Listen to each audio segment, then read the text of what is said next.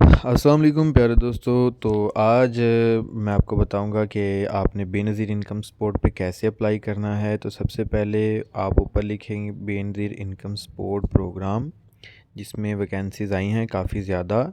तो आपने main page जो है ये देखिए बेनज़ीर इनकम सपोर्ट वाला, जिसके ऊपर आपको ये लॉगिन दिख रहा है यहाँ पे। तो आपने यहाँ इस वेबसाइट को खोल लेना है। सबसे पहले आपको ऊपर काफ़ी ज़्यादा ऑप्शन दिखाई देंगे। आपने उन ऑप्शंस में से किसी को ओपन नहीं करना सिवाय जॉब वाले ऑप्शन के, क्योंकि आपने अप्लाई करना है जॉब के लिए। तो जॉब वाले ऑप्शन पे क्लिक करेंगे तो आपको ये दिखाई देगा सबसे पहला ऑप्शन ही कॉन्ट्रैक्ट बेसिस के ऊपर जो वैकेंसीज़ आई हैं उसको आपने क्लिक करना है। और ये देखें, आप देख सकते हैं कि डाटा एंट्री एग्जीक्यूटिव की जो सीट्स हैं वो हैं 1528 पोजीशंस हैं। तो ये बड़ा सुनहरी मौका है। तो आपने इसका अगर ऐड डाउनलोड करना है या आपको उनकी रिक्वायरमेंट्स का नहीं पता, आपने वो देखना है, तो आप इनका ऐड जो है एडवर्टाइजमेंट डाउनलोड करके उसकी रिक्वायरमेंट वगैरह देख सकते हैं। लेकिन अगर आपने ऐड पहले ही पढ़ा हुआ है तो फिर डाउनलोड करने की ज़रूरत नहीं है।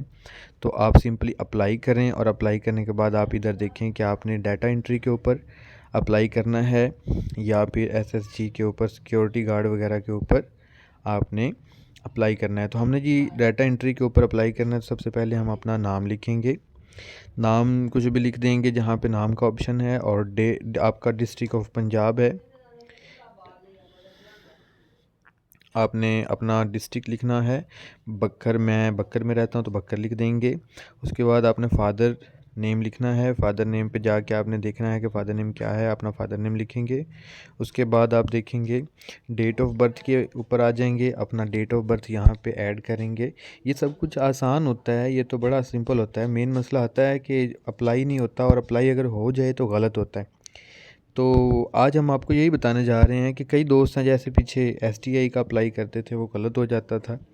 तो आपने ये सारी चीज़ें तो हो जाती हैं, आपने यहाँ पे मेंशन कर देनी है डेट ऑफ बर्थ वगैरह, और जेंडर अपना मेल है फीमेल है जो भी है आपने वो सिलेक्ट कर लेना है। सीएनआईसी लिख लेना है।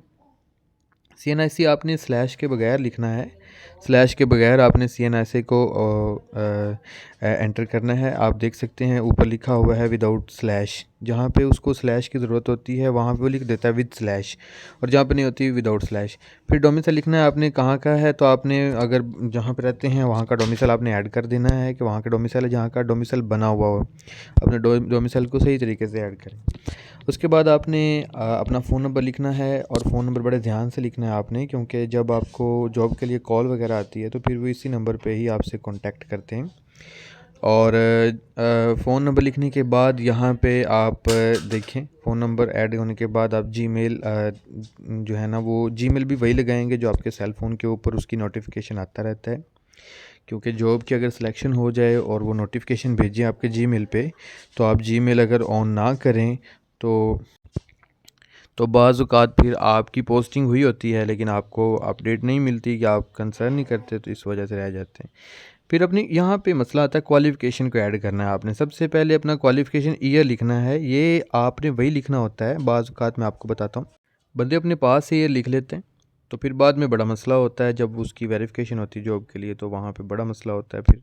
तो आपने अपनी डिग्री देख के उसके ऊपर जो पासिंग ईयर लिखा हुआ है, रिज़ल्ट की डेट, वहाँ पे जाके आप अपने जो जो लास्ट डेट है आपकी रिज़ल्ट की वो लिखनी है। फिर यहाँ पे यूनिवर्सिटी या बोर्ड है तो बंदे लिखते हैं लाहौर बोर्ड, ये आपने नहीं लिखना। अच्छा इंप्रेशन के लिए आप लिखना है बोर्ड ऑफ इंटरमीडिएट और सेकेंडरी एजुकेशन, या बोर्ड ऑफ सेकेंडरी एजुकेशन लिख लें। और इंटरमीडिएट और सेकेंडरी एजुकेशन लिखना ही बेहतर है, क्योंकि बोर्ड का पूरा नाम ये है 22 लाहौर का। अच्छा सॉरी। तो जब आपने सेकेंडरी एजुकेशन लिख लेना है तो आपने यहाँ पे ही इसको जो है वो कंट्रोल सी दबा के अपने कीबोर्ड के ऊपर आपने सिंपली इसको यहाँ से कॉपी कर लेना है, ताकि वो नीचे जब आप इंटरमीडिएट ऐड करें तो वहाँ पे भी यही लिख सकें। उसके बाद आपने यहाँ पे लिखना है, अपनी डिवीज़न लिखनी है।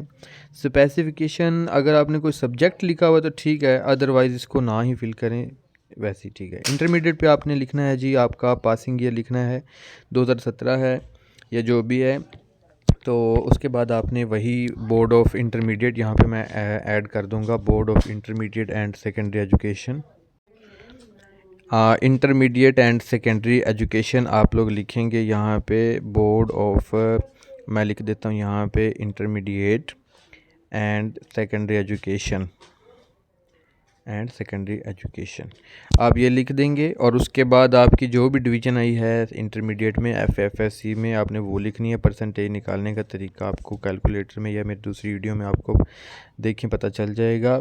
उसके बाद आपने बैचलर डिग्री यहाँ पे ऐड करनी है। अगर आपने BA सिंपल किया, BSc किया है तो फिर आपने 14 साल पे क्लिक करना है, और अगर नहीं तो आपने 16 साल पे क्लिक करके फिर अपना सिर्फ BS ऑनर्स अगर किया है तो यहाँ पे अपना BS ऑनर्स का पासिंग ईयर लिखें। आपने 4 साल में डिग्री कंप्लीट की, 2021 या जितना भी आपका वो डिग्री के ऊपर लिखा हुआ होगा। और उसके अलावा आप लोग ट्रांसक्रिप्ट की भी डेट लिख सकते हैं। आपने जिस यूनिवर्सिटी से किया है उस यूनिवर्सिटी का नाम लिखेंगे, और इसमें भी जो आपकी डिवीज़न है वो डिवीज़न CGPA और GPA पे निकल आती है, वो आपने अच्छे तरीके से उसको देख लेना है।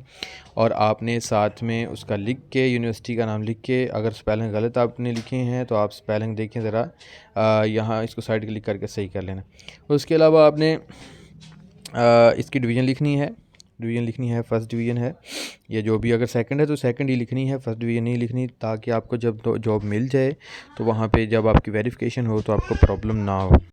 फिर आपने रिलेटेड एक्सपीरियंस लिखना है। अगर आपका रिलेटेड एक्सपीरियंस है मतलब आपकी डाटा एंट्री का है, तो अगर आप किसी इदारे में कोई जॉब करते रहे हैं तो वो लिख दें। अगर वो कंप्यूटर के रिलेटेड हो, मिसाल के तौर पे मेरा है अकाउंटेंट में, तो अकाउंटेंट का बंदा कंप्यूटर का काम ही करता है और वो MS वगैरह या और कोई चीज़ें इस तरह चलाने का माहिर होता है, तो फिर वो जॉब वाले जो है ना वो काफ़ी ज़्यादा हो जाते हैं। इंस्टीट्यूट का नाम लिखें ताकि वो इंस्टीट्यूट में अगर वेरिफिकेशन करवाना चाहें तो वेरिफिकेशन करवा दें।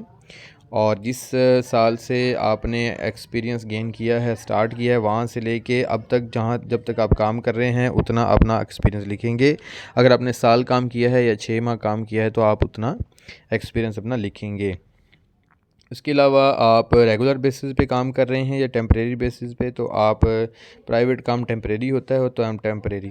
अगर एक इंस्टीट्यूट है तो एक इंस्टीट्यूट पे, अगर 2-3 इंस्टीट्यूट में काम किया है तो 2-3 इंस्टीट्यूट में आप लोग लिख देंगे। लेकिन अगर आपके पास अपना एक्सपीरियंस लेटर नहीं है, एक्सपीरियंस सर्टिफिकेट नहीं है, तो फिर ऐड ना करें ताकि जॉब में इंटरव्यू के वक्त आपको मसला ना बने। अच्छा, अगर आपके पास एक्सपीरियंस पहले है सिक्योरिटी गार्ड का या DEA का, डाटा एंट्री एग्जीक्यूटिव का, तो फिर यहाँ पे कुछ ऐड कर दें। अदरवाइज़ आपका एक्सपीरियंस अगर नहीं है तो इसको नो ही रहने दें। फिर अपना एड्रेस लिखें। यहाँ पे आपने वो एड्रेस लिखना है कि अगर आपको कोई मेल आता है पोस्ट के ज़रिए से तो आपके घर तक पहुँचे। अपना एड्रेस आपने बिल्कुल ठीक लिखना है। तो अपने एड्रेस को आप लिखते वक्त क्या करेंगे कि एड्रेस को आप पूरा लिखेंगे जो आपका एड्रेस हो। बेहतर ये है कि अपना ID कार्ड जो है उसके ऊपर जो आपका एड्रेस है उसको एक दफ़ा देख लें, वहाँ पे जो आपका एड्रेस है उसको लिखें। एड्रेस लिखने के बाद Ctrl+C करके आप इसको कॉपी करें और नीचे भी इसको पेस्ट कर लें। लेकिन अगर आपका परमानेंट एड्रेस कहीं और है तो फिर परमानेंट पे परमानेंट लिखें और जहाँ पे आप टेम्परेरी। और फिर अपना CV रिज्यूमे, जो आपने CV पहले बनाया हुआ है या नहीं बनाया, रिज्यूमे बनाने का बड़ा आसान तरीका है। रिज्यूमे आपको मैं बनाना मेरी वीडियो है, आप वहाँ से देख सकते हैं। रिज्यूमे अपना CV बनाने का तरीका बड़ा आसान है, तो आप उसको बना के और फिर अपलोड कर देंगे और अंडरस्टैंडिंग यहाँ पे इसको सबमिट कर देंगे। लेकिन ये याद रखिएगा कि आपका जो ईमेल ID है उसको आपने वेरीफाई कर लेना अच्छे तरीके से कि सही लिखा है, और अपना नंबर देख लेना है कि बिल्कुल ठीक लिखा है या नहीं, क्योंकि नंबर आपका बड़ा ही मेंशन करता है। आपका अगर गलत हो तो आपको सही तरीके से इन्फॉर्मेशन नहीं मिल पाती। उसके बाद आपने सबमिट कर देना है।